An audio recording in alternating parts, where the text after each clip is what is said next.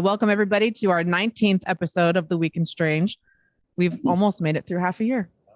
It's awesome. Wow. Yep, our first one was summer solstice. So congratulations to us. And thank you guys for going on this wild ride with us. We appreciate it. 19 is great. Yeah. Okay. The tantalizing time looping science of retrocausation. One cold morning in 2019, a courier came to my front door, delivered a package, and for no extra charge, violated the laws of physics and profoundly changed my understanding of time. I don't recall what was in the package. I just know that I had predicted its arrival unwittingly less than an hour earlier and in weirdly specific detail. As with most episodes of clairvoyance, I never saw it coming. But let's start at the beginning, which might turn out to be the end, with the publication in 2018 of Time Loops, a whopping treatise by Washington, D.C. science writer Eric Wargo on precognition, retrocausation, and the spooky properties of time itself. For those of us without a PhD, Wargo's gumbo of cutting-edge quantum theory and historical research argues that time is anything but linear, and that a native human talent for precognition, the ability to perceive the future, goes unrecognized in a culture conditioned to view cause and effect as a one-way street. Wargo doesn't stint on the science. Photons have long behaved as disobedient little time travelers when observed under certain conditions, but quantum physics is uniquely tolerant of the impossible. Wargo also cites a series of studies by Cornell psychologist Daryl Bem that yielded two conclusions. First, that precognitive ability in humans is measurable in a lab setting, and second, judging from the uproar that followed publication of his peer-reviewed research in 2011, that establishment science isn't above screaming "witch" when sufficiently challenged on its orthodoxies. In the general population, we're apt to dismiss precognition precisely because it's so common. Deja vu is an enduring reality glitch that might have strict mechanistic origins. Nobody really knows, but many of us have had the experience of bumping into a friend only to declare, "Hey, I was just thinking about you." As observant, rational materialists, we generally chalk this kind of thing up to coincidence, but sometimes the odds are long enough to stir notions of heresy. Recently, I encountered an old acquaintance in Starbucks. Immediately before our collision in space-time, I hadn't thought about this person since she moved to Toronto in the 90s. Her face flickered before my mind's eye like a single index card rising inexplicitly from the vast and undisturbed filing system of the unconscious. Oh yeah, Zoe, I thought, bemused by the randomness of their apparition. Whatever happened to her? The answer came only minutes later. "Zoe," I gasped, "I was just thinking about you." Time Loops is stuffed with stories much grander than mine, illustrating his assertion that dreams are where signals from the future are sorted. Wargo turns to a famous episode involving Carl Jung. A patient relates to Jung a dream in which she's handed a spectacular piece of jewelry in the shape of an ancient Egyptian scarab beetle. As she speaks, the doctor notices a scarab beetle on the windowsill, which he scoops up and gives to her. To Jung, this is synchronicity, or meaningful coincidence. Wargo offers a more parsimonious suggestion. The patient has a precognitive dream, tells it to Jung, who is prompted to notice the beetle, sending a ping backwards in time that triggers the dream. This is retrocausation, a classic time loop in which the future influences the past to create the future. Inspired by time loops, I started to keep a dream diary. The results, if subtle, were immediate. I tried to be skeptical. I learned that my dream life has an enormous cast of characters, so an unexpected email from an old girlfriend, received about a week after she made a little cameo in my dream diary. Let's call that statistically plausible. Still, the evidence was accumulating at speed. Increasingly random dream fragments corresponded with trivial events in reality, culminating eventually with an episode too provocative, not to mention too pointless, to be explained by math.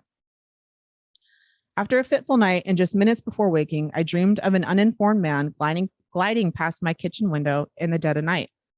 Less than an hour later, in the dark of morning, that's precisely what happened. Alarmed by the commotion he made, I looked up from the kitchen sink just in time to see the courier smiling, waving as he shimmered past the window.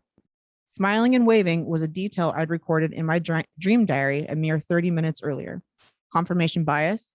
Perhaps, but that's the first and only time the FedEx guy has ever turned up before noon, let alone before breakfast, and I had no inkling we were expecting anything at all.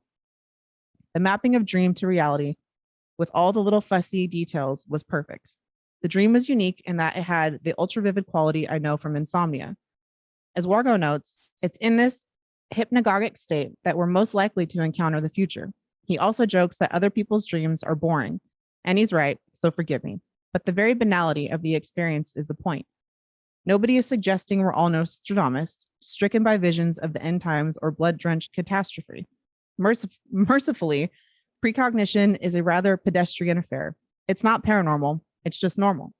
In time, I predict we will come to accept this, though not necessarily via FedEx. I love that. What did we say last week? The paranormal is the new normal. Yeah. Yeah, I love retrocausation and the ideas of precognition. If I have any psychic gifts, I don't see ghosts or anything like that, but my dream state has always been the one thing that if I have any abilities at all innately that I don't have to really try and make happen, it's my dream state. I think some of my most intense dreams are ones that I've fallen asleep, I begin dreaming in my dream, and then I fall asleep and dream in that dream, and I've gone about 3 layers down, and I remember every single dream as I come out. So anything to do with dreams and precognition and stuff like that it's right up my alley. Yeah, precognition is one of those things I'm very much a fan of as well, where it's like she mentioned in that article, with it being in that state, on the edge of the coin, so to speak, before waking or before going to sleep, where it's like I know that I'm dreaming before then, but it's those immediate moments if I'm first going to sleep or right as I'm first waking up, where I have a glimpse into that world, where the symbolism that's inherent within that dream state that I'm in shows up later in the day. And sometimes it's just mundane shit like that I see when I'm washing clothes and I'm doing laundry or something. There'll be something that occurs and I'm like, oh, yep, that was in that state right before I woke up or right as I was going to sleep, and stuff that's usually, not laden with tremendous amount of symbolism or anything. It's just, the way that I look at the laundry detergent or something, and the way that there's a quarter on the ground next to it. It's like, oh, there it is. But it's like, I think, Thomas, you've said this before with on one of your Vons, Velocity of Now, a long time ago, with an incident, like sometimes when it's like dropping something in the water in time and the ripples go in all directions. So the bigger the incident, you can drop a little pebble, and then sometimes you can drop a whole stone or a whole steam locomotive in the water. And I would imagine more people's dream states would be affected. The bigger the object is that's dropped, the more mass that it has. And the more people are going to be dreaming about it and interpreting in their own symbolic language within their dreams. Like, I think I would imagine that it all, people will have shared themes within it, but not necessarily have the exact same dream. Well, when you think about the successful application of a magical process, it's always determined by the intensity of the will put into it. So the dream thing, the precognition is a very similar kind of thing in terms of the psychic energy going backwards in time. That was actually talking about that in terms of 9/11, and all these artists, musicians, everybody. It was just incredible, the amount of stuff that picked up on 9/11, because it wasn't a pebble thrown into the pond. It was a gigantic boulder, and it sent ripples back in time that artistic type people and also people who are sensitive can read. Now, this can also happen if you're emotionally connected to somebody, either positive or negative emotions. If you have so much emotional divestiture in someone you hate as much as someone you love, if you hate them, you can also find have precognition of things that happen to them. I can tell you a spectacular one that happened in this household a few years ago, but it's a bit sensitive in terms of people that might know it, but it was remarkable. It was absolutely astounding, to be honest with you. Put it this way, someone had screwed around with someone I was very close to, and they'd opened a new business, and at the moment in the town near where I live, and no one had no idea about it, but we both had a precognition of it, and 2 of us had a precognition of it. And at the moment, this individual, what happened? The store was all closed up, and the windows had been all filled with newspapers, pasted over, because it was being remodeled. And the split second that I peered in the glass window, just wondering what, I didn't know this other person was involved, wondering what business was opening up there. This individual who had both dreamt about, who had bought this business and we didn't know about it, was actually on a table signing their name to the lease. At the split second, I looked in a gap in the newspaper and they looked up at me in a state of near terror. Yeah. And it was the precognition happened in the shower. So you're saying like a line of the shower. I have precognitions in the shower too. There's something about the flowing water does it. But I could tell you all stories about this, what happened, but then I embarked on a magical process to make sure this individual didn't get their way. And what I did was I found the water pipe leading to their business, and I put a talisman on it, and I the water going in, and that all the water that it was a restaurant, that all the water that would ever flow in there would taste foul. Place closed in a few months. No one had no customers after a few weeks. Now, I'm not a vengeful person, but what this individual was particularly sadistic and was enjoying hurting and damaging other people, including someone I was extremely close to, nearly killed them. So there was, the rules of engagement were quite clear. This was fair game. But and you had the precognition yourself too, so that, I mean, I feel like that allows you on the. Oh well, the minute the person saw me looking at the window signing the lease, the look on their face was, "I'm doomed. I'm doomed." Yep. So again, precognition is, they keep calling it time loop, but it's really multiverse thing. It's really multiverse thing. I mean, that they're really what they're talking about. But in terms of the blast back in time, yeah, that's what 9/11 was. A gigantic boulder thrown into the pond rather than a stone. I like what you said too about the shower and being a composer, being an artist, and all of that. I personally get tremendous creative insight in the shower, and I don't know if it's just something about the water flowing over and the way that consciousness and water have a connection in that way. But it's almost like an in between worlds kind of thing of like when you're showering and you're bathing, it's like you're not in your normal everyday state of mind. It's like an in-between space there. So it's like, working on Liber velocity or so. A lot of those motifs that I got for the film came to me in the shower. It's just like, well, that's interesting about the baby thing, because that's what it is, the womb, isn't it? The warm water and the smell of shampoos and stuff can often remind you of your mother's smell when you're a baby. Oh, I said bathing, but yeah, baby. No, you're right. Yeah. Yeah. Sorry, bathing. And I use baby powder on myself after a shower. So that's what you have when you're a baby. You want to put that on your nappy, your diaper. So I think there's a huge, it's like going back to the room almost for a second, and maybe that does open up clarity. Yeah. Never thought about that. Yeah, and it with it being precognitive too. Like sometimes it's like the work of art already exists, and it's just we as the artists are a conduit for it to give life. Just like giving birth again, where it's like your mother gives birth to you as a physical body. You as the artist are giving a body of work of yourself as an artist, whether it's music, film, paintings, whatever. It's like you have a body of work that's being born through you, that's giving that life that piece of art has. So it's like, you're giving birth to something. Then it doesn't matter if you're a man or a woman, you're bringing it into this world. So, and it's just, it's like it already, all of your art already exists, if you want to think of it that way, or all the art that you could possibly create or that you could tap into is all there.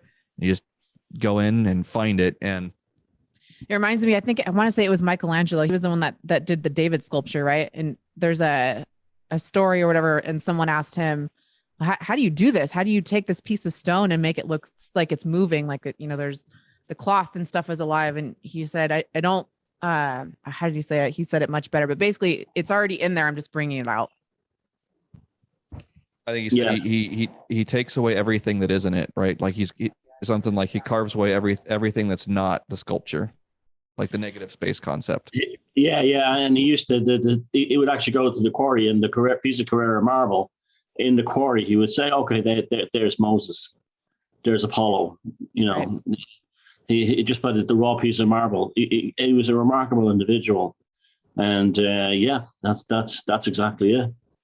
I remember when I first started learning about quantum physics, and it was just like it was like finally something that explains shit that I've thought about for so long in a way that, is communicable, because I would have such a hard time describing some stuff. And I remember one of the first anecdotes or whatever that they described, which is one that I like to use because it's really, really fucking simple and anybody can get it, whether they're, you know, part like us in the tribe or just, you know, a regular normie person. But they were describing how there's no way time's actually linear, because if you take somebody at the professional, like the Major League Baseball level, at the velocities that they throw their baseball, 100 miles plus an hour, there's no way without our minds and the capability of perceiving time backwards, there's no way that they'd ever be able to make contact with the ball in the bat. Yeah, that was a BBC documentary. It was quite remarkable. They showed that the human nervous system could not respond to hitting that ball. And they said then they said the only way it could be done is if the baseball player went forward in time, calculated the speed and trajectory of the ball, and then went back. In time. Yeah, and then they proved it again by they hooked up this. And again, it's one of these amazing documentaries the BBC never showed again. It's almost like it showed too many. It revealed too much. But they showed the baseball player they had a thing put into their brain which was show numbers. One of the things you can show in a brain is numbers and shapes in a kind of a scan. And they were showing the number 16, and 16 would appear in his brain before they showed him the card with number 16 on it. And so they proved that he was actually able to go forward, that his brain saw it before his eyes did. Somehow his nervous system detected it. And the BBC were like, well, you know, it can be explained by, you know, right. Like, you know, and perhaps he was a guess or the machine was faulty or, you know, this kind of nonsense. Right. But they would not accept that the real thing was that he traveled in time.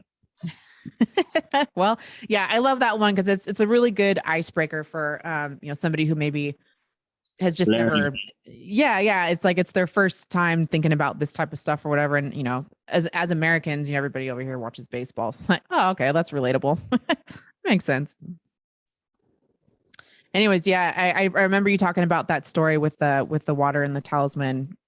That must have been on Yvonne or something years ago, but I remember that story. And by the way, I didn't hex that person personally because I didn't want any children to get affected or family members. I was the water. I affected the molecular structure of the water. Something to remember if you want to actually do ethical stuff that way. Right. I mean, because then it's up to the people who taste it to decide that it tastes like shit and they don't want it. yeah, exactly. Yep. Okay, this is another really cool one. I feel like it kind of goes along with the one we just read. Harvard scientists suggest that our universe was created in a laboratory. It's a compelling and scary theory. Advanced civilizations. A Harvard scientist has an interesting theory as to how our universe was formed in a laboratory by a higher class of life form. Avi Loeb, best-selling author and the former chair of Harvard's astronomy department, penned an op-ed in Scientific America this week, positing that the universe could have been formed in a lab by an advanced technological civilization. If true, he said that the origin story would unify the religious idea of a creator with the secular idea of quantum gravity. Since our universe has a flat geometry with a zero net energy, an advanced civilization could have developed a technology that created a baby universe out of nothing through quantum tunneling. One of the more interesting ideas posited in an article chock full of them is the civilization classification system. Loeb said that as a low-level technological civilization, humans are class C, or a civilization dependent on its host star.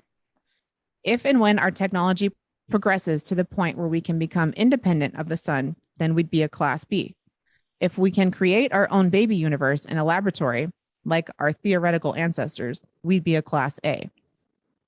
Theoretical creators, we'd be a class A.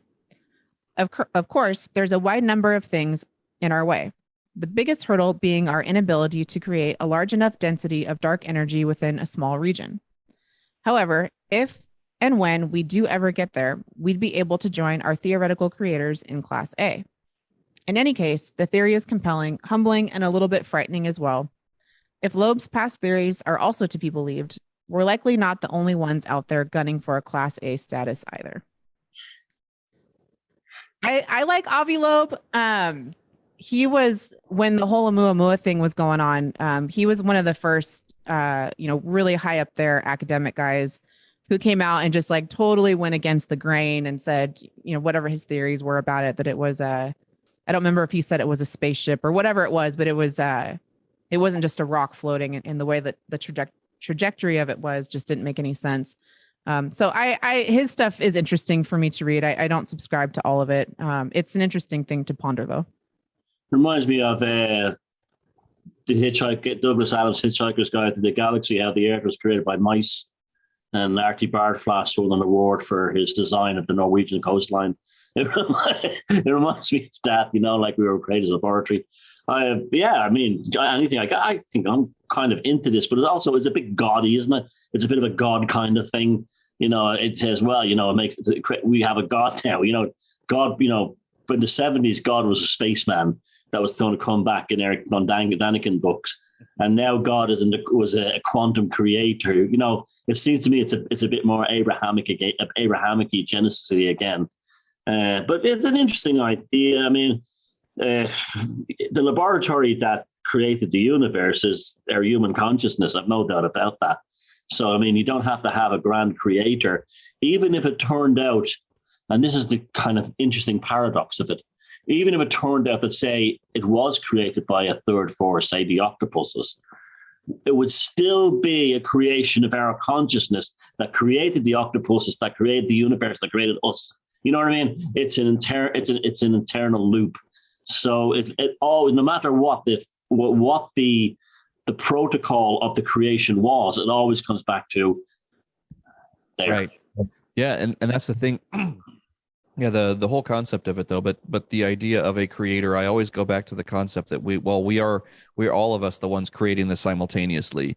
That anybody who's in a human body right now is the greatest level of beingness that exists in the universe. There are no higher level beings other than what inhabits a human body, and not everything that inhabits a human body is that kind of intelligence. And I know we might get some shit for saying that, but there I can hear a billion cats howling right now. Right.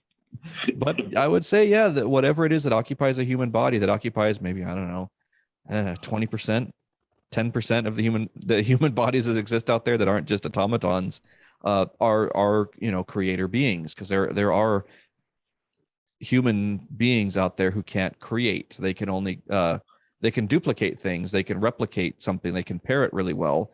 But as far as like a new concept being birthed into this reality, it's a foreign concept. They can really replicate something. Like a parrot can talk, but a parrot doesn't know what it's saying. It can just say the words that are coming out of its mouth. So, or words that it's formulated together. So it's the same kind of thing. But anyway, going back to creating the universe, it's like, yeah, there is human awareness, human consciousness, creating the whole thing simultaneously, and we're all mocking it up. The novelty, to use a Terence McKenna term, the novelty that we're always bringing in with culture, whether it's Aleister Crowley bringing in everything into the 20th century. It's like you've got certain movers and shakers throughout time who start, create a zeitgeist, so to speak, that just shapes the destiny of this collective evolution of the universe. And it's like you have people and groups of people that have gone throughout history that change the course of history. And it's like without the challenges that those people face environmentally, psychically, spiritually, financially, whatever, medically, disease-wise, but without those struggles, those people wouldn't be pushed into some kind of direction to where something would come out of them and cause evolution in the next phase of human evolution, or the next phase of evolution of life, period. And it's like a lot of the I fucking love science type people will have the whole concept of entropy, because it's like, well, maybe because they are entropic by nature. If they can't create, their existence is entropy. So if you're a creator, I don't know what the opposite of entropy is, but you're not entropic by nature. Yeah, I think you just segued something beautiful right then into what I was about to say after you. I do often think about, like, you look at science, right? We have a pre and a post Carl Jung scientific view, right? Not Carl Jung, Carl Sagan. And Carl Sagan represented science in its most sense of wonderment and marvel at the mysteries of the universe, the mysteries of everything, and staring in with a sense of hope and expectation and so on. Well, ever since then, he died, we've had the kind of NPC science, like you said, the IFLS science. who are basically not discovering anything. And this is very interesting what Klaus Schwab said, that the scientists of the day have not really discovered anything new. They've just only refined or improved things that have happened for the last 50 years. It's interesting that's happening now, that you have people in charge of CERN or these huge telescopes who are staring into the universe with an empty void inside them. Are they destroying the universe? And is this the real reason why we haven't developed technology in the last we haven't taken any real new technology in the last 50 years? So therefore, you have someone who thinks, I'm just a bag of meat, I'm not even really alive, and they get into a radio telescope and appearing on the fringes of the known universe, and they don't detect nothing. That frightens me, the idea that then becomes an enfoldment back upon them. They go to CERN, the same thing. Well, we have to look for this particle. We're finding nothing because they're seeing the reflection of their own souls in their discoveries. So this is one of the reasons why we're actually in great danger of scientists today, because the scientists of the day, the university that pumped out a bunch of automatons and drones and NPCs who have no sense, and it doesn't matter if they're atheists or religious, have no sense of the same kind of magnificent wonder that scientists like Carl Sagan brought to the world. And this disturbs me, because these fuckers are dangerous, because these could potentially turn the universe into a blank slate. Yeah, I know we talked before about like the differences in our educational systems growing up. And for a long time, I thought that maybe I just sucked at school, or I don't know. But since I've grown and been away from the actual like academic world of, regular schooling and stuff, I realized I had an innate firewall up against all of that. I didn't want to get indoctrinated and infected with all that shit, because I never wanted to lose my ability to look up at the sky and feel something. You remind me of Shirley Valentine. Have you ever seen that film, Shirley Valentine? You're the American Shirley Valentine. You have to watch it. She's okay, I'll look it up tonight. It's fantastic. I love it. She's a hairdresser who goes on an education journey to re-educate herself. Oh, it's a wonderful movie. It's one of those back in time things. Yeah. So you've hit that's a good synchronicity. So you'll watch the film tonight. You'll absolutely love it. Yeah, I'll watch it tonight. Absolutely. I was going to say one more thing about that too. It's like we were talking about the scrying mirrors last week. Sorry. I made a mistake. Sorry. It's Educating Rita is the film. Sorry. I always they're both written by the same writer. Oh. Educating Rita with Michael Caine and Julie Waters. That's the film you have to see. Yeah, but sorry, that would have been a big mistake. No. That would have been a mistake. Watch it tonight. Yeah. What is Thomas on about? I always get the two mixed up. Just fucking watch Educating Rita. You love it. Yeah, no, I was thinking about the scrying mirror thing too. Imagine like there's a certain adept or master that needs to use a scrying mirror, but what happens when the NPC uses a scrying mirror? What happens when you've got someone who's not an initiate, someone who's not an adept, someone who's not a master of their craft using these scrying mirrors? What comes through them? If you're talking about John Dee and Ed Kelly scrying and the stuff that they're able to do in the magic circle. But what happens when you have someone who has no training, like you're talking about, Thomas, about these people looking through these gigantic telescopes or looking at these big holes in the ground that they're throwing money into? I would imagine if you had people like us doing this, there'd be entirely different phenomena occurring from that Large Hadron Collider. We'd be having all kinds of EVPs that we would be making stories and art and mythology about with our experiences that we'd be having at CERN. Like our experience playing with that thing in CERN, we'd be having all kinds of shit show up, and we'd be, painting, there'd be all these paintings that you'd be doing. I'd be writing all these pieces of music, It's fucking amazing. Yeah. Right. And it's like, but you get the type of person that goes in there and they're looking for nothing and they find nothing. And yeah. And hence why they're now saying things like there's no such thing as an X and Y chromosome. Men can have babies. This is where these NPCs and science have brought us to this. You see, it's quite they're extremely dangerous right now, and this is what and they have a smugness like that. They're all smart and we're all stupid because they watch Discovery Channel or something, or they post an article with Scientific America. But they're absolutely the most dangerous people in the universe right now. Are these NPC dead inside scientists and their cheerleaders? Yeah, and that's like entering the whole metaverse thing, right? That they're wanting to turn everything into this virtual reality thing where instead of like, back in the day, hey, let's go meet at the mall or let's go down to the park or something. You don't actually leave your house and do that stuff anymore. You put on a fucking headset and depart into completely soulless technological realm. Where we were just having this conversation, sidestepping a tiny, tiny bit, but we were just having this conversation about when the metaverse thing is up and running and a bunch of people are using it. What types of fucking entities are we going to see running around? Like, you meet up with 3 of your friends and, there's 3 of you in some virtual fucking basement somewhere. And then all of a sudden, something scutters across or like, I don't know. It's just it's soulless, but it doesn't mean that there's not other things that can come in there. Exactly. But they're not the types of things that you want to be encountering. I was talking to a guy who went to MIT in the 60s and 70s. And he said MIT, the students were all like in bands. They were doing stand-up comedy. They were doing plays. They were artists. They were painters. They were not only studying high-end technical things and scientific things, but they had full lives and often involved in the arts. Everything from stand-up comedy to rock and roll. He said, you go into MIT today and it's basically all Mark Zuckerberg's. And that's where we are now. Yeah. The one thing that I have a little bit of hope for that I've seen, not just in my circle of people that I know, because that wouldn't be surprising, but out there in like the comment sections on social media it seems like there's not a lot of interest in the metaverse. I think even normal people feel that that's too far. It's too much. Well, there's a big event in Ireland every year called the Young Scientist Exhibition. It's a huge thing here, and like it's run by schools, and it gets national TV coverage and always has. It's always been a huge thing. And this year's one, I read the preview of it in one of the papers online, and it was all transhumanists. It's chips put in people's head to do this and the other, and there was all comments underneath it like "Go get fucked," "Go get fucked," things like that.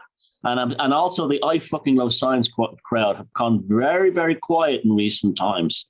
So this is why, those of you who are all down over this scandemic and everything, this may be the watershed that we were waiting for. This may be the line in the sand that brings us back to where we were.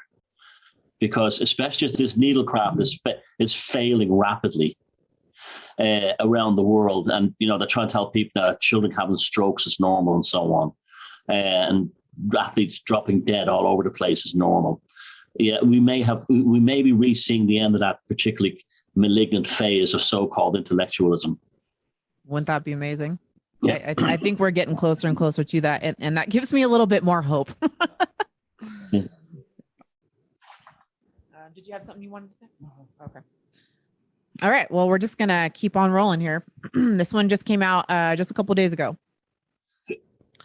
Building an innovative cross-border dark matter experiment deep underground during a pandemic. In the search for dark matter particles, a tabletop experiment in the heart of a Canadian mine might do the trick. The Sensei collaboration uses skipper-charged couple devices, or CCDs, which are the most sensitive sensors of their kind, dreamt up decades ago and only recently realized. The collaboration recently proved that the experiment has a sensitive dark matter detector and that it can reduce background rates in an underground experimental area at the Department of Energy's Fermilab. Now the collaboration is running a bigger, exponentially quieter, more sensitive version of the experiment more than a mile underground at Snow Lab in Canada. With the COVID-19 pandemic and the closure of the US-Canada border, the experiment could have easily fallen behind schedule in 2020. Instead, it's in its commissioning phase, testing with about 20% of the target material that experiment will use when the outer layers of shielding are in place. Extraordinary teamwork between physicists on both sides of the border ensured that it moved forward on schedule, staying safe while progressing science. As the pandemic settled in for its 3rd or 4th month, it dawned on Javier Tiffenberg, associate scientist at Fermilab and Sensei collaborator, that the Fermilab team's planned experimental installation, slated to begin in 2020, needed some rethinking. Without a way to get to the site, the Sensei team reached out to Snow Lab to see if staff were open to installing the hypersensitive experiment themselves with remote guidance from Fermilab. Snow Lab staff are already familiar with the unique challenges of installing experiments in a clean lab located in a working mine. This time, they'd be performing a weeks-long installation for an experiment they weren't originally going to be a part of, and Snow Lab was game.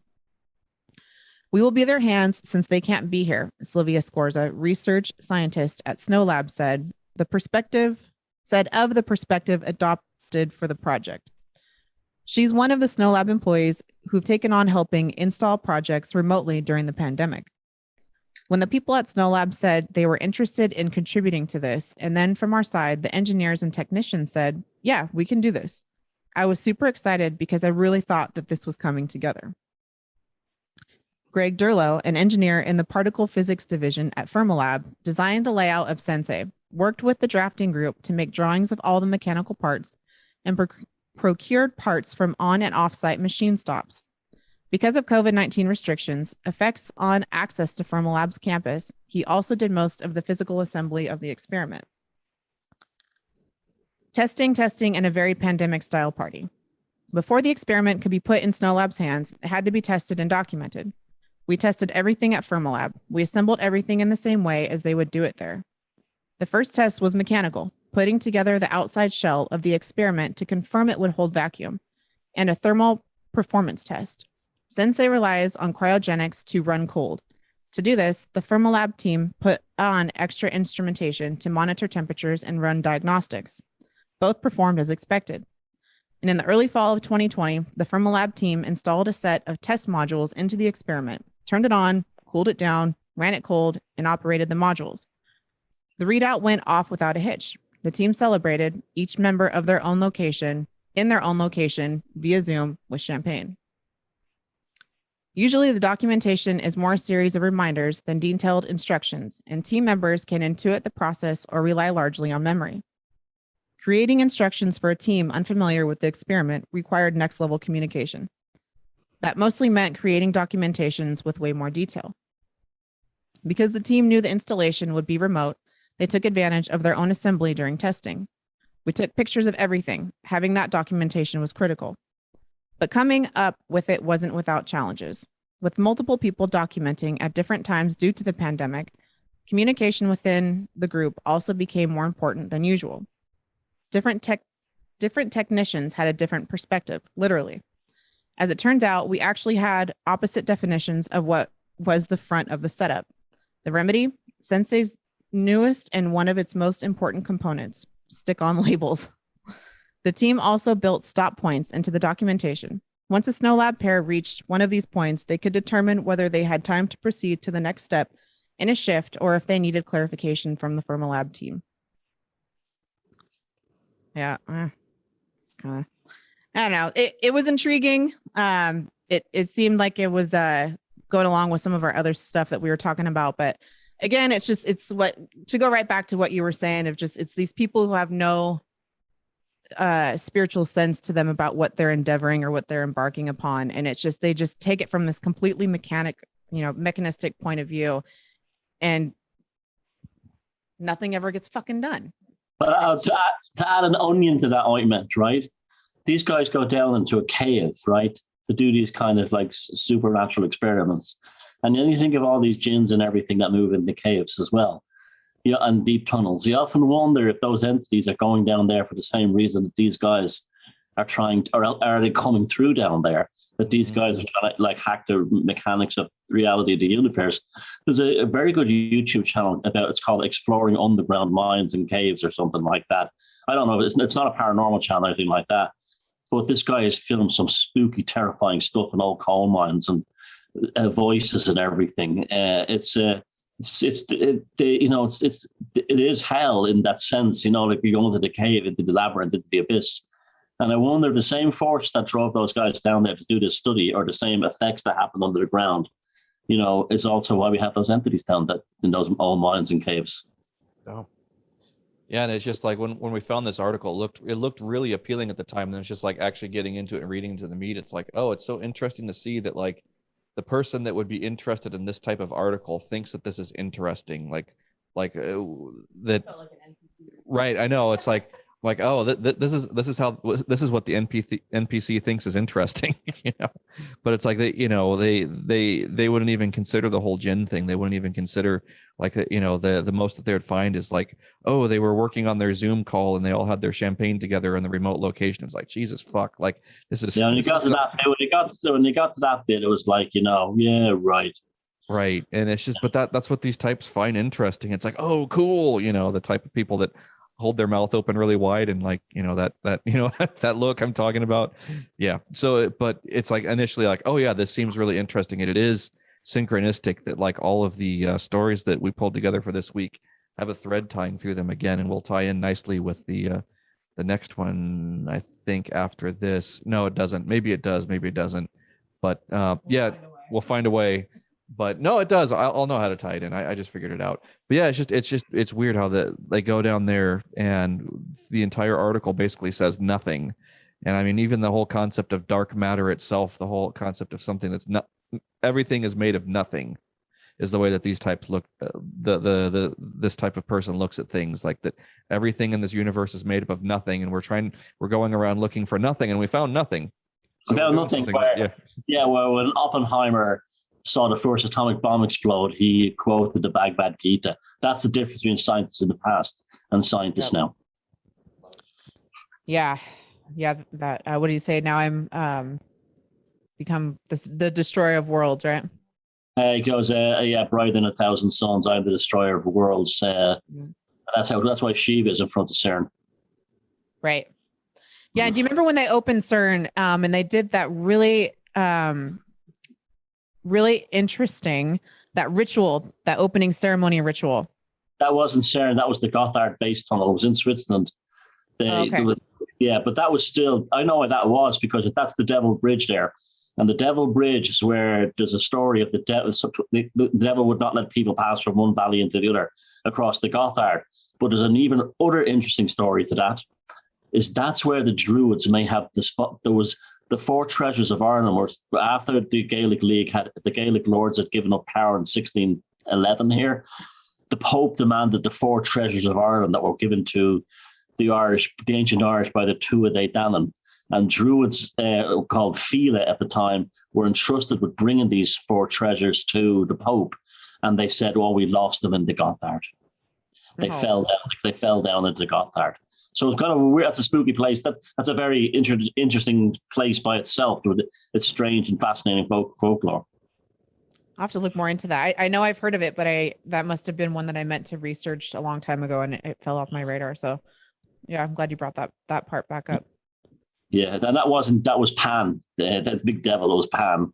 Right. Because he's but yeah, that was the Gotthard base tunnel. It's on the other side of Switzerland, but Switzerland is small anyway, so it's like not that far away really in relative terms.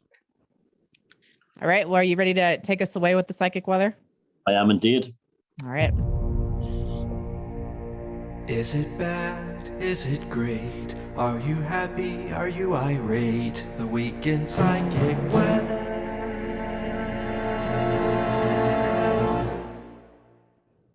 Well, this week's psychic weather report is the continuation of last week. It's still the same place.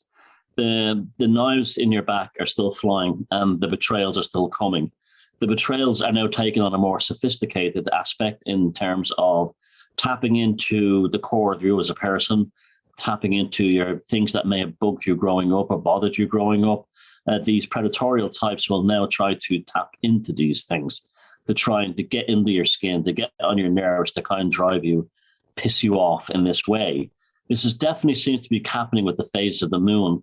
When I first started when we did this last week, there was barely a sliver of the moon crescent visible on the horizon in the evening. And I noticed that this pathological behavior, which happens this time every year, has been ramping up very strongly in the last week during the phases of the moon.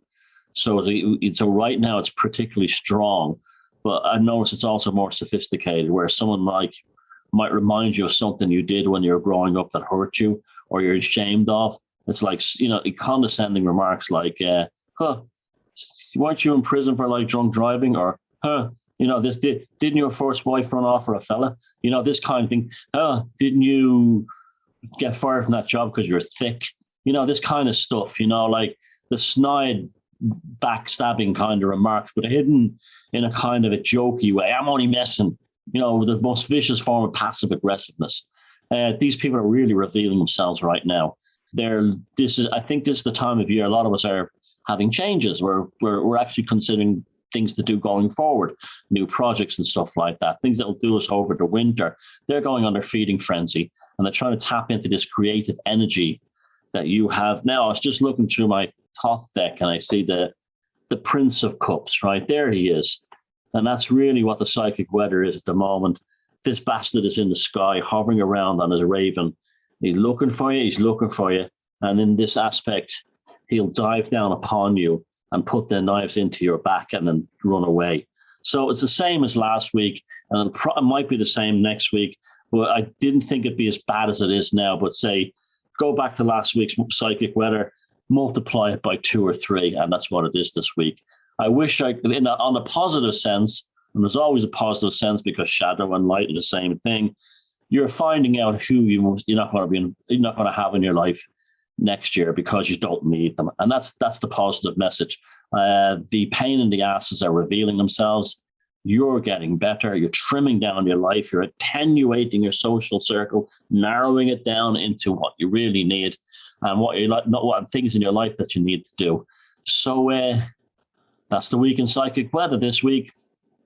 Keep an eye out, find out who they are, and as soon as you find them, identify and out of your life. Is it bad? Is it great? Are you happy? Are you irate? The week in psychic weather. Okay. Yeah, it's just good advice here as we're going into the colder months, as things get a little bit more lonely and depressing around the holiday season. This is really good stuff. And what you talked about with attenuating the friend circle, attenuating the circle. So it's like you're just keeping people around you who bring you up, who keep the song in your heart, as you always mention, Thomas, not the ones who wish to extinguish that song in your heart.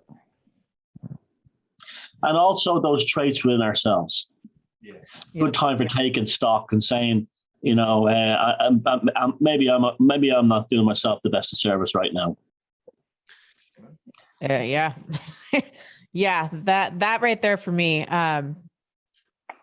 is major, especially going into these times of the year. I mean, for everybody, but the more you really, get laser focused on certain things, it's like, you never know exactly what could pop up and become a thing that you realize you didn't need to be paying attention to. And then all of a sudden it's there. And, it's the thing with dealing with other people, that's become pretty easy for me to do. And that takes time. That's something I had to learn how to do and not feel guilty about getting rid of motherfuckers, which I don't have a problem with anymore. But it's that internal, dealing with that same shit that's in yourself that can be a lot more difficult. Yep. Okay. This one I'm pretty excited for a personal reason, which I'll talk about at the end. And this is another one of those retro causation things. So fireballs are slamming into Jupiter. Should we be worried here on Earth? Observing an asteroid entering into the atmosphere of the behemoth planet of Jupiter typically occurs once every 2 years. However, astronomers have spotted 2 different asteroids slamming into Jupiter in the months of September and October alone. Asteroids have been in our news headlines as of late as NASA prepares its planetary defense double asteroid redirection test, or DART for short, for launch later this month. DART is set to send a satellite deep into space where it will collide with the asteroid Didymos. NASA hopes the mission will give it vital information of how ramming a satellite into an asteroid can affect its trajectory. This is in case Earth ever faces a doomsday asteroid itself. But while NASA prepares to launch DART, astronomers have been looking to the sky in hopes of gathering information on asteroids. One way of doing this is by observing the planet Jupiter. Due to the planet's enormous size and field of gravity, Jupiter lends itself as the solar system's target range for space rocks.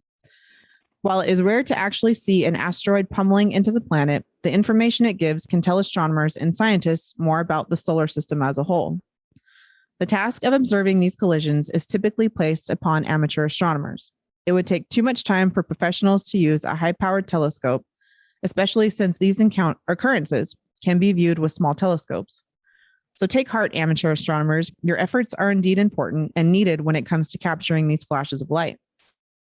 That said, the most intriguing sightings of the most recent impact was actually captured by a professional astronomer, Koi Aramatsu of Kyoto University in Japan. Aramatsu typically keeps a telescope pointed at Jupiter in the hopes of observing an asteroid hitting Jupiter's atmosphere. And the most recent impact, he was actually able to capture it in 2 different wavelengths, which gave scientists more data about the energy released and the mass of the impactor. When I found the impact flash event through my detection program, I was astounded. The quick finding indicates that I was lucky, or the impact rate is much larger than previously expected. NASA's Juno mission has been orbiting Jupiter since 2016. After the most recent event, it was able to view the very spot of impact just 28 hours after it happened. It was able to capture a picture of the patch of atmosphere from a little over 1,200 miles above the clouds. This indicated to scientists that the asteroid in question was small enough that it did not have any real effect on Jupiter's atmosphere. Anyways, so, right, kind of sounds like a boring article, and it kind of is standing by itself. But let's see, I want to say starting, I'd say 4 or 5 nights ago, every night I had a dream about a rocket ship. And the first dream was like the rocket ship was being built. I didn't have anything to do with it. I was just kind of like observing it in my dream. And then it progressed. And then the last dream was the rocket ships were taking off. And then the next dream after that, I fell asleep and my dream started. And in the movies when they travel somewhere really super far away, they have to go into like the cryo sleep or whatever they do. I got into this rocket ship and went to sleep. And while I was asleep, I was dreaming. So that's that like second layer of dreaming. And then I didn't really know where we were going. But then in my dream, when we got to where we were going and I woke up, we had been transported to Jupiter and we were living on Jupiter. And it was just, and then this article showed up and it was just, maybe it just made me feel good. It was my own little synchronicity. I had to throw it in here. Anyways, yeah, you were having rocket ship dreams too, weren't you? Yeah, and all these just things coming from space and things going into space. And I don't know if this has the first thing that brings to my mind when we talked about I won't say that, but the other thing that like just this idea of people leaving the elites leaving, trying to get up into the upper atmosphere or something so that the rest of us contend with whatever's going to occur here. And then there's just the other thing too. There's always like every week or every day now, or a couple times a day, they're talking about something gigantic coming for Earth now. And it's just so common. But what I really like is what Timony said there, that she's been having these dreams here, and then the Jupiter dream. And then this ended up in our Week in Strange lineup of stories. And it's like just the thread that we've tied from the beginning about what they called, retrocausation, but what we'll call as precognition. And then Timony's precognition with this story and everything, that this just nicely ties this whole Week in Strange together that, right. Yeah. Well, what happened to Thomas? Yeah. Oh, there you go. Did you change your, something happened? This is I wanted to give a demonstration. So on the fly, we're going to talk about impacts on Jupiter. Uh-huh. And I am very suspicious about the recent ones because if you see the recent photographs, they're white flares, right? But I remember well when the comet Shoemaker-Levy broke up and crashed into Jupiter, and it left these brown scars. I don't trust. This is what an impact on Jupiter looks like. A brown scar leaving a trail of dust.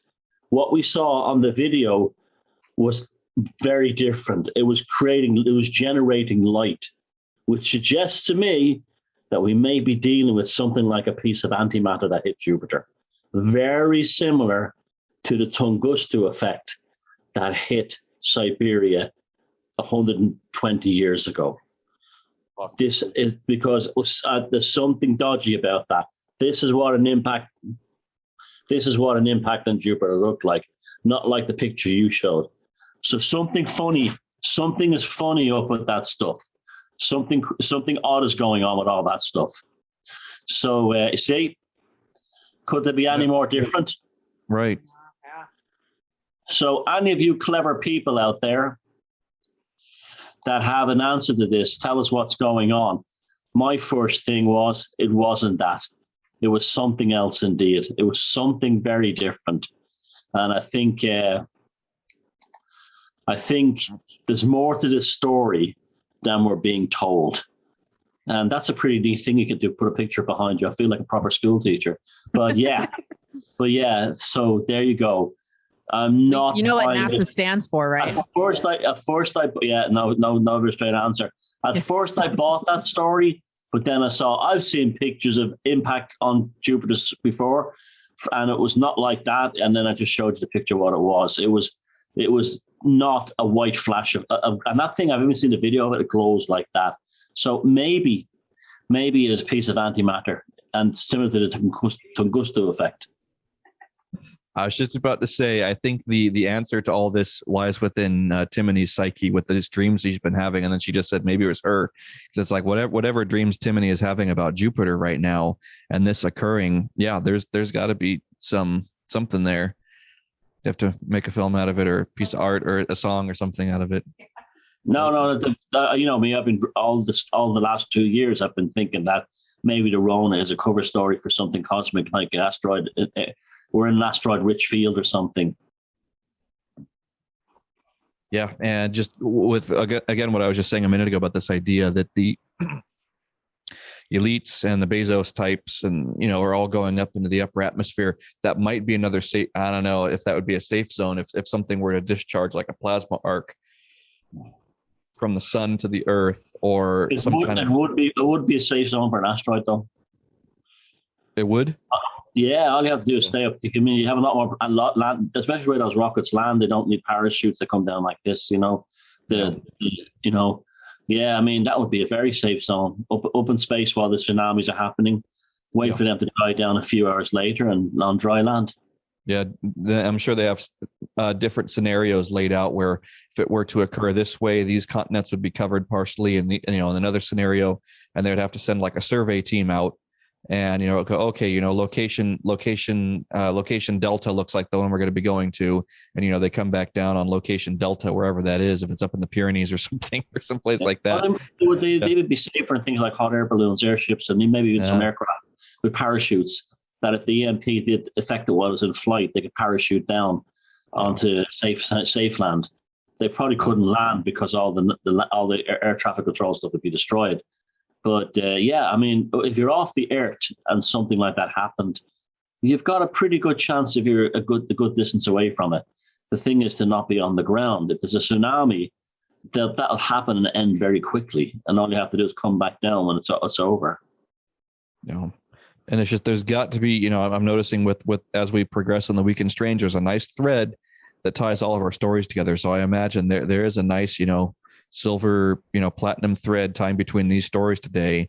And with Timony's dreams about Jupiter and everything, there's got to be more to this. So just, hopefully some more will come to you and come out through your artwork and through, everything that you do, so that might get some more information. Or if other people out there who are tuning in live, or as the recording of this goes up on Facebook tonight, tomorrow morning, if you're having dreams about this kind of thing, please write down in the comments or email us at br313@gmx.com.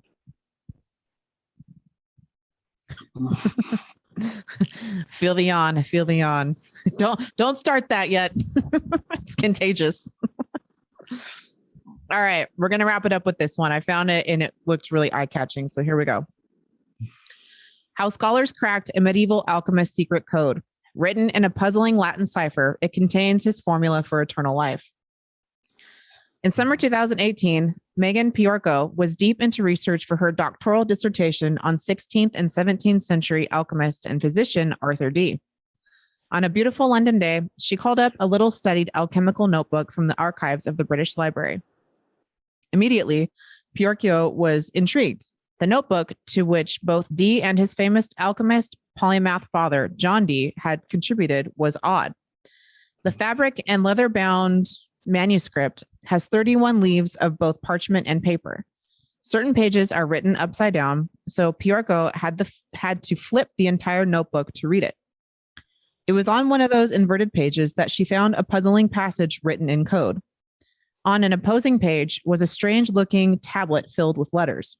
She didn't know it at the time, but the coded text had been hiding the alchemist's recipe to the elixir of life, what those in the profession called the philosopher's stone. Fast forward a year and change to November 28th, 2019, and Amsterdam's 10th Annual Society for the History of Alchemy and Chemistry Postgraduate Workshop. Piorco, who was finishing her PhD at Georgia State University, had organized the event in a hall donated by none other than the Da Vinci Code author Dan Brown. At a post-conference happy hour in a cozy pub, Piorco and a friend, digital humanities scholar Sarah Lang from the University of Graz, found themselves discussing the peculiar notebook. I was like, oh, it actually has this really cool cipher in it, and so we're just looking at it on my phone. They inspected Piorco's image of the 177-word encrypted text, which carried the title Hermetica Philosophae Medulla, or Marrow of the Hermetic Philosophy. After the Latin title, everything else looks like gibberish. Words such as O, Z, X, K, W, X, F, G, and so on are spaced out across several pages. On the accompanying table, a 2-letter heading is followed by 2 rows of 11 letters each. Lang tried to initially crack it on a napkin. Though she wasn't able to solve it, Lang did learn that the text was encrypted using a substitution cipher, where letters from the original text are swapped out for different ones. She made this conclusion based on the table, which would have required a keyword to be applied to the text. I think it would actually be possible to crack the cipher on a napkin if it hadn't been a cipher on the cipher level of the time, but it turned out to be a very well encrypted cipher. Medieval ciphers were mostly really bad, but this one wasn't like most. Later, working together at the Science History Institute in Philadelphia, Lang and Piorco figured out that the cipher was probably in Latin because of the Latin title and because of the letters that are missing in the table that aren't in Latin. In Latin, V and J are replaced with U and I, respectively. After some more digging, Lang says she figured it was likely a particular kind of cipher called a Balasso della Porta cipher, a polyalphabetic substitution code invented by Italian cryptologist Giovanni Battista Balazzo in 1553 and used by these names, man, used by Giambattista della Porta in 1563.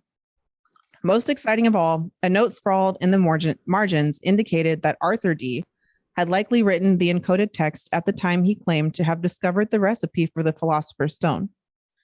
Piorco guessed the encrypted text could be that very recipe.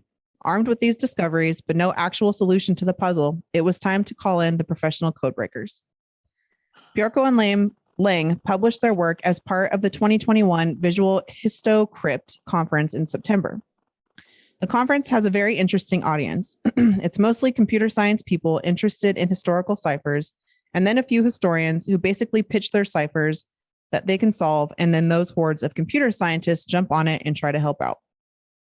After presenting their work, Lang and Piorco were inundated with emails from cryptologists asking for the full text of the cipher. 2 well-known codebreakers tried to crack it and came up empty, and Piorco started to worry that a solution might prove elusive. That's when she got an email from mathematician and cryptologist Richard Bean, a research fellow at the University of Queensland. I have solved it.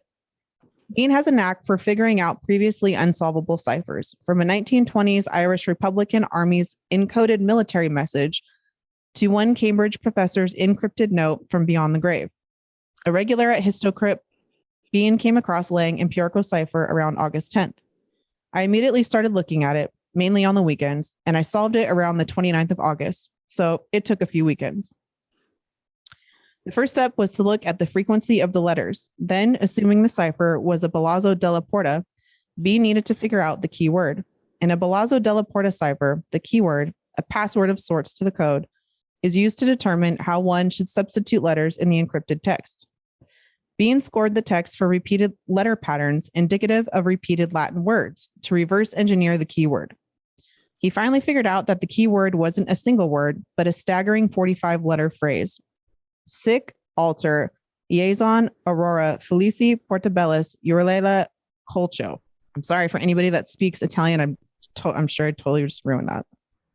Or Latin, whichever one. Translated into English, the text, borrowed from an epic poem about Jason and the Golden Fleece, says, like a new Jason, you will carry away the golden fleece from the happy Kolkos. It's very exciting when you finally solve it, says Bean. He felt like the professor from one of his favorite books he read as a teenager, Jules Verne's A Journey to the Center of the Earth. It was just a real cipher, and it wasn't about going to the center of the earth through a volcano in Iceland. So yeah, about it. But just John D keeps popping up everywhere. And you know how we all love the D. All of the D. You know, there we go. Back to the whole thing again. Scientists in the past were astrologers, alchemists, and involved in all this kind of spooky stuff. And, you know, since the scientific method became like, what, 100, 200 years ago, that was all thrown out and saying, oh, it was all superstition. And even today, you know, Sir Isaac Newton was an alchemist who dabbled in science, not the other way around. And he left a vast record of alchemical documents and stuff that has never, and then lots of it was destroyed as well. So that just showed the amount of volume that he put into this stuff. This was central to science, astrology, and alchemy, and what they called natural philosophy. I think that's where it really went wrong when they moved from natural philosophy to the scientific model, scientific method. That the heart went out of it and it's progressively going out of it. But I'm amazed. I'm always amazed by people who can do that. Who can actually? Are you hearing funny things? Oh, there's just a gust of wind that blew some leaves up against the window. But might have been a bird. I'm amazed by these people who crack codes. It's just astounding to me how they do it. It's an incredible thing that they can actually do that. You know, I was reading, the Enigma machine and stuff like that, and these guys who could do it just by working it out. I just find that amazing. But again, the John D thing pops up again, over and over again, and things you don't expect it to. In fact, I'm working with a friend we both know who's writing a novel about it, and I suggested that they write John D into the character of basically a person who lives in multidimensional times. And actually, it was Edward Kelly. I asked him I suggested they write into it because the story basically revolves on Irish fairies, and Kelly claimed to be a direct descendant of the Umain family, who claimed to be a direct descendant of the Tuatha De Danann. So you're right, it's Kelly's everywhere now. You know, it's just so funny. And I want to say with this that they tie in to what we were just talking about. Now, this might be a little out there, but with some of the allegory with the creation of the Philosopher's Stone, where perhaps, yes, there may be some elixir that can extend the life of the body. However, I think that there's one layer of symbolism below that, or beneath that, or underneath it, or above it, that deals more with reincarnation and this possibility of when the elites, when the thing occurs, like we were just talking about, and say the elites go up into outer space, and the rest of us are here back on the bottom of the surface, and some of us, we all die. I wonder if sometimes that the Philosopher's Stone is a way of dealing with reincarnation and reseeding the population with yourself, essentially, being able to reincarnate after a given amount of time, so that when you lose your body through old age, through natural causes, through being killed, whatever it is, you have that ability to reincarnate. And to me, I'm starting to think that that's what the Philosopher's Stone has more to do with than just extending the life of one physical body, but the alchemist being able to carry themselves on as a lineage, being able to take some amount of experience that you have through all of your incarnations and bring that between your different bodies that you exist in. So it's not such a blank slate every time that you reincarnate with your skills, with your talents, with your innate abilities, and maybe some of your habits and some of your shadow as well. But all of the experience kind of being condensed down.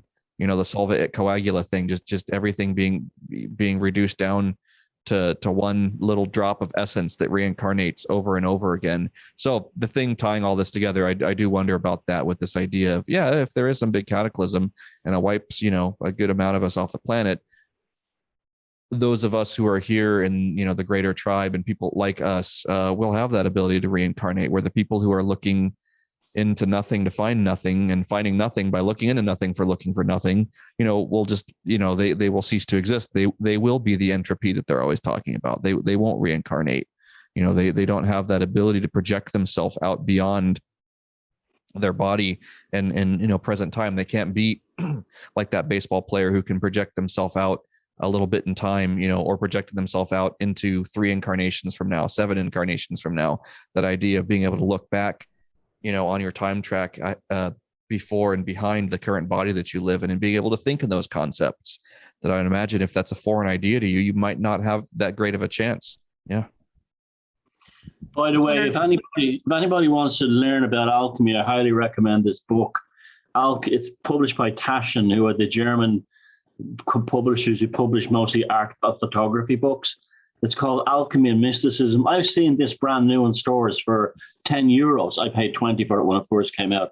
It is brilliantly written and lavishly illustrated with thousands of alchemical illustrations. It's also available in A4 size, so coffee table size, as well as this, but I like this one.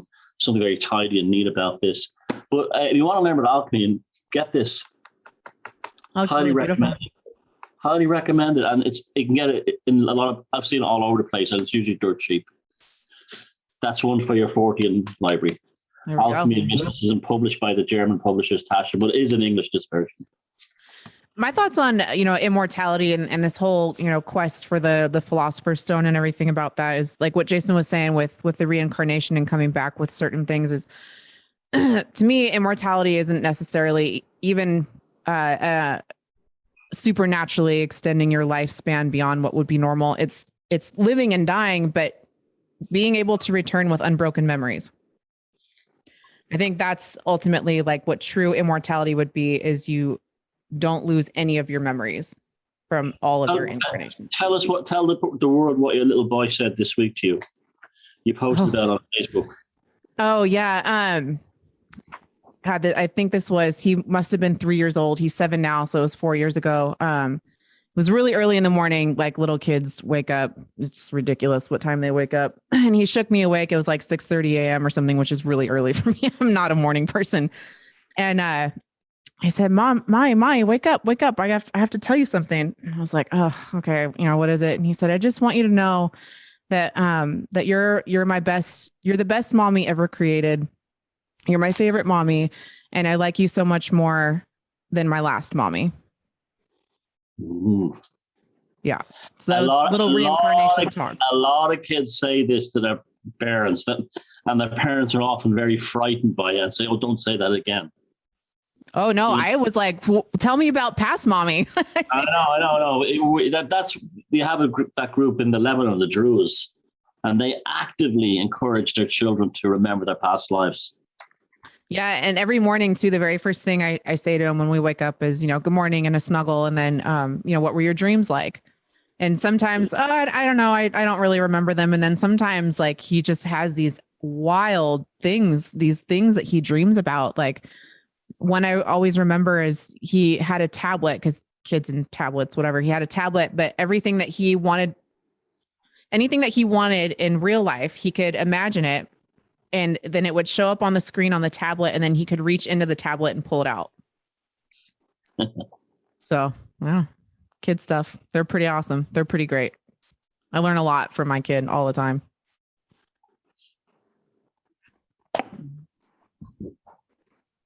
Well, that's a beautiful way to wrap things up right there, I think. I agree. Yeah. That's just such an incredible story, though, about your son. That's amazing.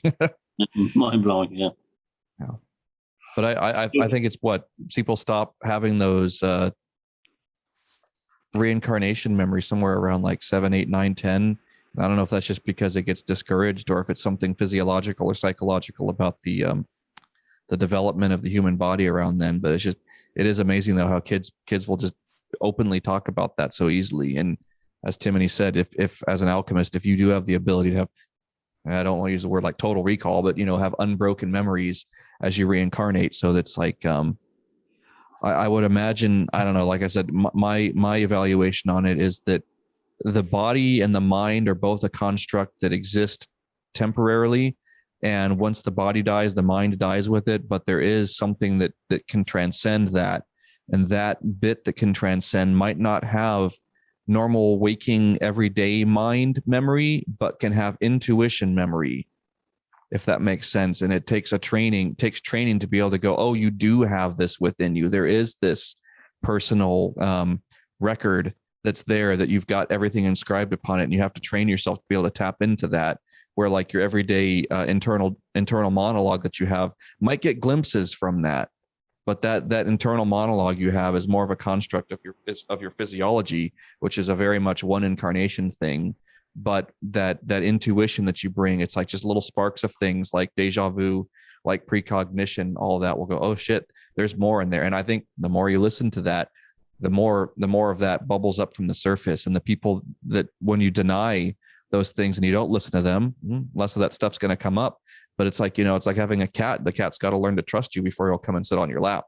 And once the cat knows he can trust you, he's always going to come around and, bring you love in that way. But if you don't trust, you don't give that cat a reason to trust you, he's not going to be coming around like that. So it's the same kind of thing. If you give your intuition that kind of trust in that time of day, it'll show you more. I'm down with that. Yep. Yeah, I subscribe. All right, guys. Well, it was another good one. A little bit different, but they take on lives of their own. Better than having the same show every week. Yeah. We don't do the same show every week. No, and the stories are basically a palette of colors to have conversations. Yeah. Love that. Yeah. Like I was saying before, there seems to be these cycles of when stories just dry up, and it's like, God. But I love that we can always take something that seems mundane, like what Jason was talking about, seeing something mundane from a dream, and it's like, but that you riff off of that, and we always go in a really cool direction with it. So yeah. And thank you everybody in the comment section. We always love seeing what you guys have to say and all your comments and things that you've experienced too. So never stop doing that. We appreciate it and love y'all. And don't forget to hit the like and subscribe buttons, because that gets the show around. Yep. We appreciate it. All right, you guys, we will see y'all next week. Have a great week. And don't forget the psychic weather report, and take care of yourselves.